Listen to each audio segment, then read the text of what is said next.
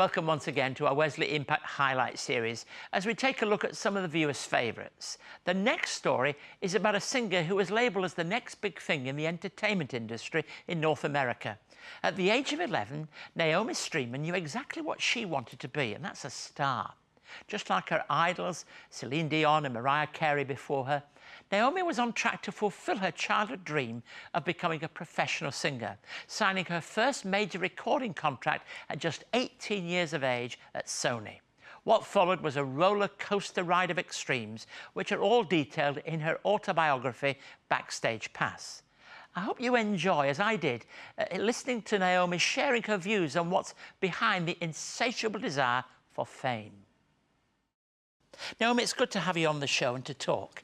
Thank you. Look, you discovered early on that being a singer was big business. Oh, yes. And I had no idea when I first decided I wanted to be a singer that they even existed.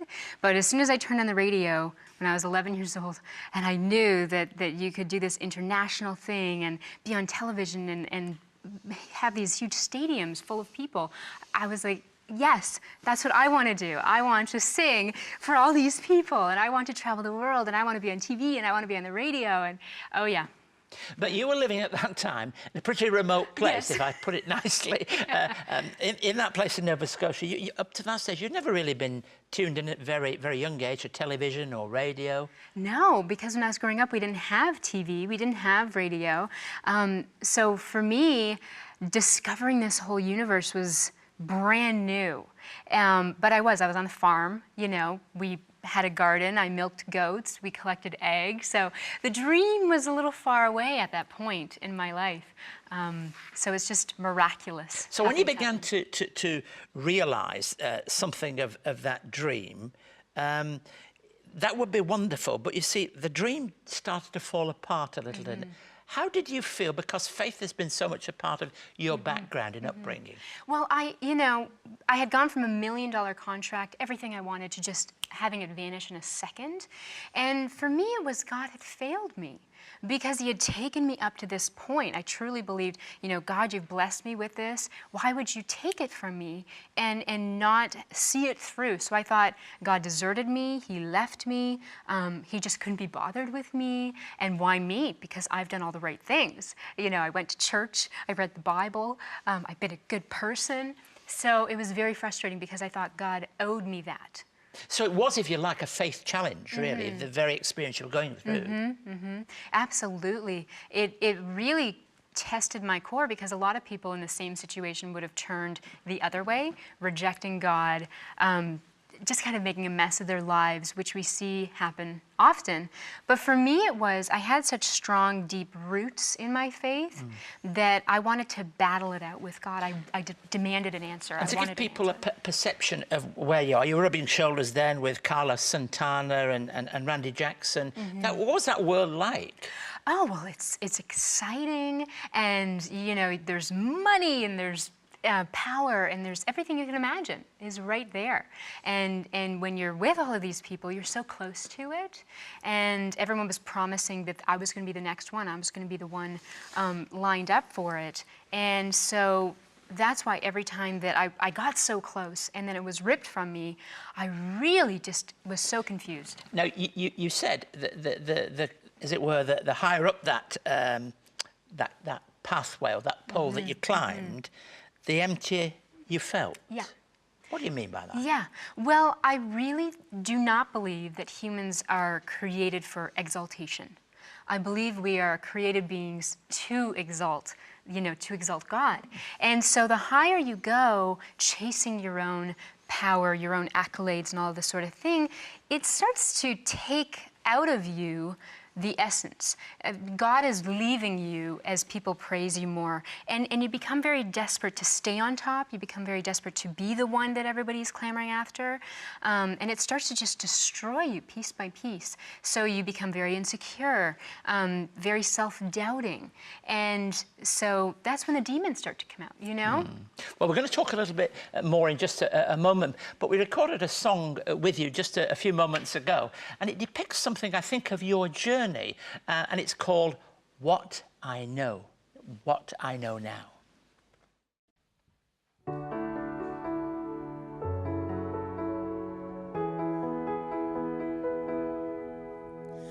I've seen 1,000 roads, and some of them I've taken. I've been lost so many times, forgotten or forsaken. Tried to go the way I thought that things would be the way I want, but heaven knows I was never satisfied. 'Cause you knew then everything that I know now. Oh, you knew me well. I couldn't find my faith, I couldn't keep from falling down. You were the light I didn't know I had, just waiting to be found. You had my heart, 'cause you knew then everything that I know now.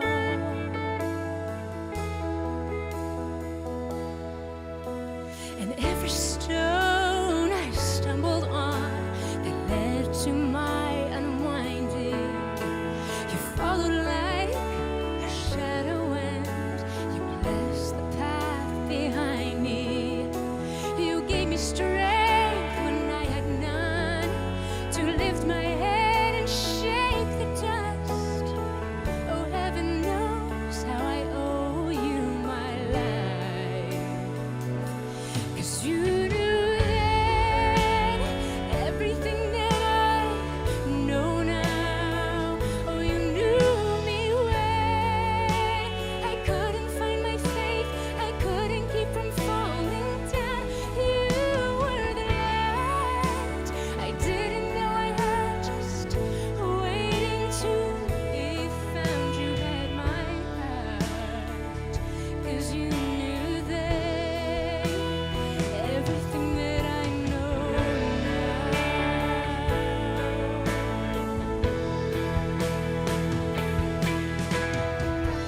And I am thankful for every stay. Oh, I am thankful for all you gave and took away. I see the beauty of every mess I made and bless it all. Lord, you bless the way. 'Cause you knew then everything that I know now. Oh, you knew me well. I couldn't find my faith, I couldn't keep from falling down. You were the light I didn't know I had, just waiting to be found. You had my heart, 'cause you knew then everything that I know now.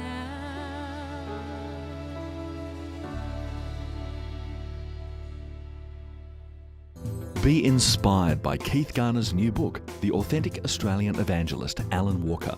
Former Superintendent Alan Walker was once labelled the conscience of the nation, speaking out for the marginalised and the broken across social, political and international debate. Alan's life and work at Wesley Mission is also featured in an address by Keith Garner on DVD. For more information, call 1800 021 821 or visit our website wesleymission.org.au. And details about Naomi, her music and her book entitled Backstage Pass will be on our website all this week. Naomi, What I Know Now is a good story, but in fact, it's things you didn't know that really struck home. And you tell us a story, it's a driver, a chauffeur, that really says something to you that just blows your mind. It changes your world. He did. He approached me in a studio and came up to me with just no opening line, but I had a dream about you.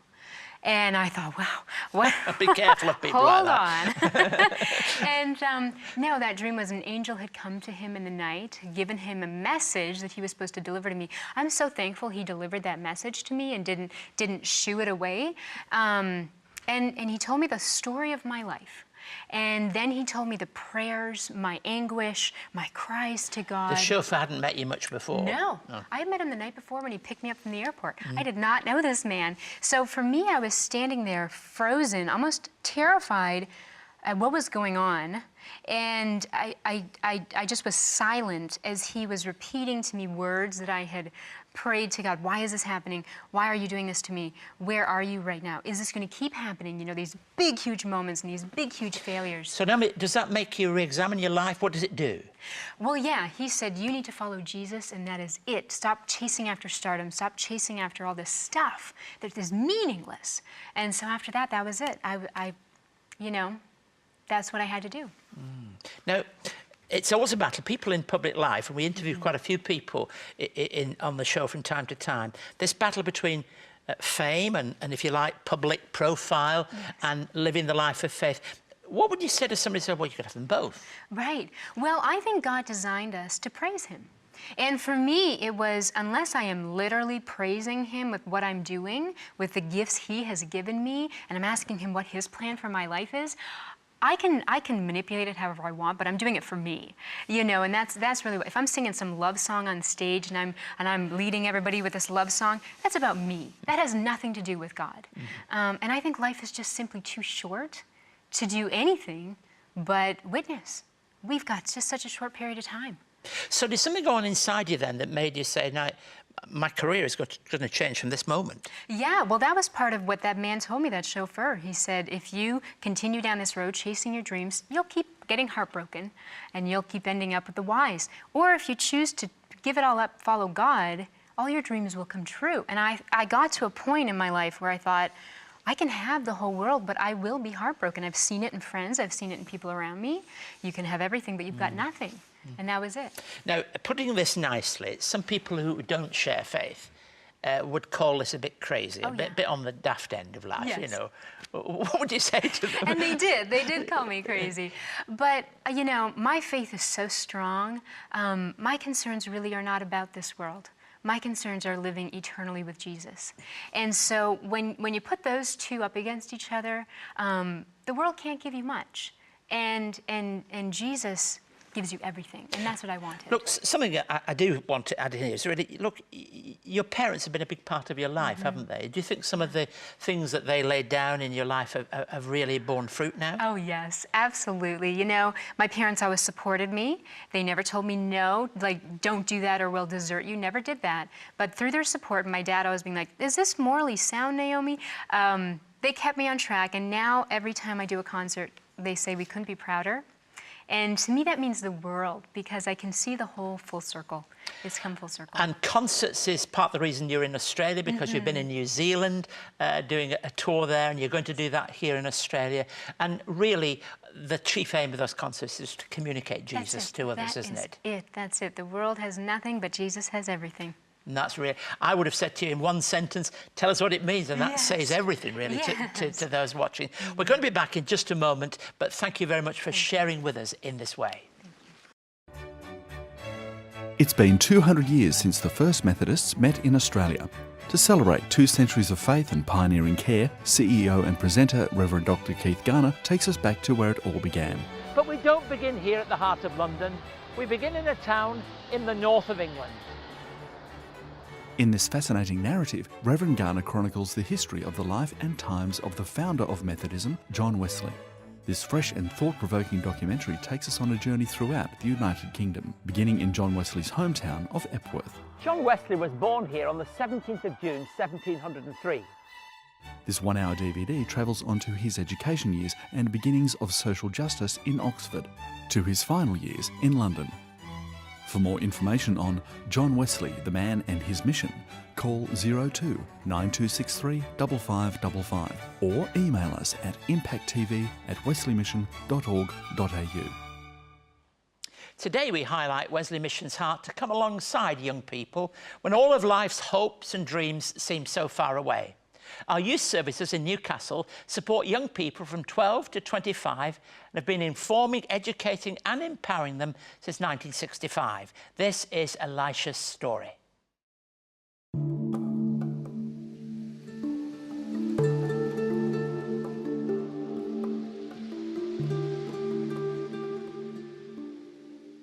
My name's Elisha, and when I was 8, I slept in a bus shelter. That was when I was first in the streets. I decided to leave after pretty much being violated in my own bedroom by mysterious people who I wouldn't really know.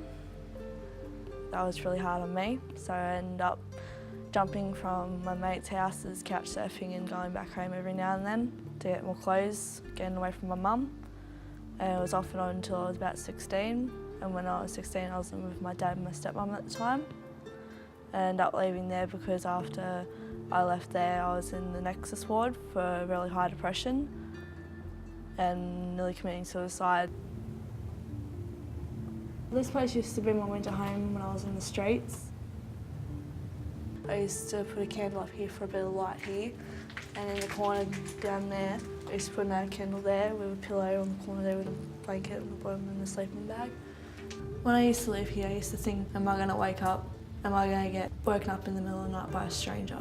Or am I going to die because of not enough warmth for my blankets or clothes? I met Elisha when she was about 16. Like, she would come in with friends, but she didn't engage straight away. Like, she would come in, you say hi, and how you going, do you need any help? She'd go, no, I don't need any help. You know, so it took, and I think it was a trust thing. And so when we finally built up some rapport, she started to tell her story. Basically, her mum is an alcoholic. Elisha didn't have the boundaries or I guess the love and care that you'd normally would want in a family, and she was kicked out of home and shoved around to do like Western Australia to other relatives, you know, so she was basically unwanted by her mother, and I guess that's why she ended up on the streets. I was struggling to get accommodation because I was living in refuges when I was pregnant. I was ringing up different refuges and all that sort of stuff. I always got thrown back because it was either too many people were in there and there's not enough room, or I wasn't the correct category because I was too old to go to a youth refuge, or I was too young to go to an adult refuge. One of the things I've learnt with Wesley Mission that you can succeed, doesn't matter who you are, and you've always got someone to talk to here that's always supportive. I feel happier. I feel like I can achieve more. So that's why I'm going to try going back to TAFE. When I think of Wesley Mission, I think of hope, happiness, support. Wesley means to me my life. If I didn't have them, I wouldn't be here.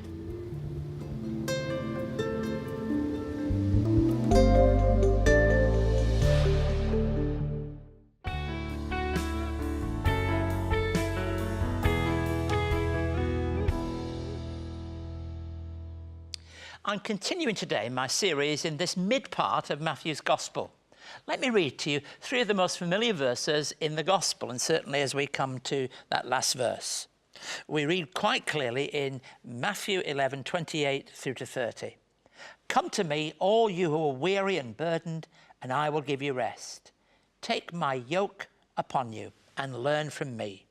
For I am gentle and humble in heart, and you will find rest for your souls. For my yoke is easy and my burden is light. Now, chapters 11 and 12 of Matthew establish the authority of Jesus. He invites the people who are burdened by excessive demands of those who were interpreting the law of the day to come to him. Jesus introduces and illustrates this theme with the image of a yoke. And the rabbis spoke of the yoke of the law, which for many people was a burden they could not carry. But Jesus offered another kind of yoke. Not one that is easy in the usual sense of that word, but a yoke that comes easy because it doesn't chafe, because we have love and grace to help us carry the burden. Even though it is as strong as it is for anybody else, it doesn't rub against us. When Jesus said, "My yoke is easy," he was suggesting that it was better, it was good, it was gracious, and it was kind. Now, it shouldn't surprise us that Jesus uses imagery of this kind, because when we examine the New Testament and the tradition that is handed down to us, we know that Jesus' father, Joseph, was a carpenter. And so Jesus would have seen many yokes made for beasts. Now, I can't imagine what it was like, but I suspect that from time to time people would come in and ask for a yoke to be made, and it was something that was everyday, it was something that was normal. But Jesus takes this image and this picture, like he does so often in his parables and in his teaching, and uses it to communicate a profound and deep spiritual truth. He would know that a beast beset with an ill-fitting yoke couldn't effectively do its job. You can just imagine, can't you? A yoke that had been made for one beast fitted to another, but the wrong size, the wrong make, would make a real pressure. It would chafe, it would burn too much. And how it would be that if this law, which was being interpreted and given to the people in such a way that it was hurting because it was so demanding and offered no way of grace, no hope, no sense of liberation, you can see in just the same way that yoke is not going to be something that is good. Jesus offers a different kind of yoke. And that's what I think Jesus is really saying here. And it's particularly important that people who are both the people interpreting the law for the people communicating the law to the people hear this, and most of all, those who hear it, because they can become so accepting that this is the only way you understand the law, as something that is tough and hard and doesn't give you freedom. We heard, as we heard a little earlier, in the story of one whose life was liberated once she realized, in a sense, that Jesus should be at the very center. And in Alicia's story, we saw there too the remarkable change that comes when acceptance and hope is passed on to us. Jesus does not free us from all service, but offers us a yoke that fits us so well that the task seems easy. So the demands that Jesus makes upon our lives are demands that are realistic to what can be achieved through God's grace. And it seems to me that that is so important, to recognize that the task might seem easy. What Jesus gives to us is something that is meaningful because it's there in all our lives. And we need to recognize that what Jesus offers to us is not something to hem us in. That even if we give up our career in the public sense, even if we give up fame, we gain something far, far more meaningful and helpful in our lives. Even if he liberates us from all that other people might see as success, it gives us something very, very powerful. Now, I always try to offer something to people who might be thinking or considering in their own lives what it means to take up the way of Jesus' discipleship. You can be certain of this, that if Jesus offers you a way, if he offers you the yoke that's described here, it will be a perfect equipment for your life. It will enable you to do whatever is necessary in your life to fulfill the calling that God has for you. So take his yoke upon you, because that's the yoke made for you. If you would like to know more about today's topic, or for more on Keith's message, contact Keith by writing to Wesley Mission, Post Office Box A5555, Sydney South 1235, or email impacttv@wesleymission.org.au. Thanks for joining us. Next week, we look at our Best of Series programme, the final one, as we look at the life and times of a former world boxing champion, Nigel Benn. We leave you with Steve McPherson singing Cornerstone. Until next week, goodbye and God bless you.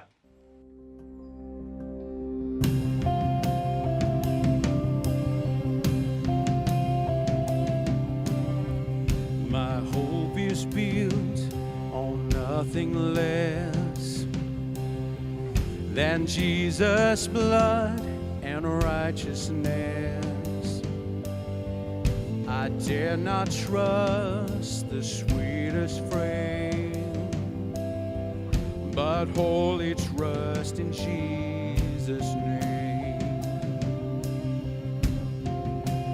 Christ alone, cornerstone, weak made strong in the Savior's love.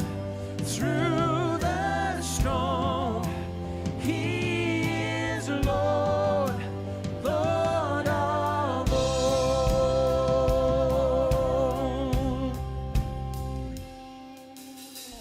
When darkness seems to hide His face, I rest on His unchanging grace.